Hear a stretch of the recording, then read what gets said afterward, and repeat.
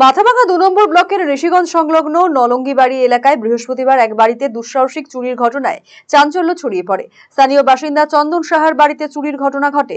স্থানীয় বাসিন্দা চন্দন সাহার দাবি, তার বাড়ি থেকে বেশ কিছু সোনার গহনা সহ লক্ষাধিক টাকা নিয়ে চম্পট দিয়েছে চোরেরা। গোটা ঘটনা জানিয়ে নিশিগঞ্জ পুলিশ ফাঁড়িতে লিখিত অভিযোগ দায়ের করা হয়েছে। পুলিশ জানিয়েছে, গোটা ঘটনার তদন্ত করছে পুলিশ।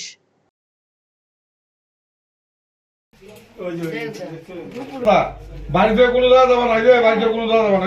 ওই যে তালাটা একদমই আমি দোকানটা ইটি করে বন্ধ টন্ধ করে দোকানে গেছি। দোকান থেকে আসার পরে 2টার দিকে আসলাম, এসে দেখি যে এরকম লকার ভাঙা, তারপরে গেটের তালা ভাঙা, তারপরে তো সোনার গয়না টয়না যা ছিল সব নিয়ে গেছে। তারপরে 20-25 হাজার টাকা ছিল ক্যাশ, ওগুলো নিয়ে গেছে। সব কাপড় জামা সব করছে। পুলিশকে জানানো হয়েছে? হ্যাঁ, পুলিশকে জানালাম, বড়বাবু আসলো, এসে ওরা দেখলো, দেখে ওরা করলো, তদন্ত করে গেছে না। হ্যাঁ, করলো। আপনি কি দীর্ঘদিন থেকে পেটের বিভিন্ন সমস্যায় ভুগছেন, গ্যাসের সমস্যায় ভুগছেন? তাহলে আপনার জন্য সুখবর।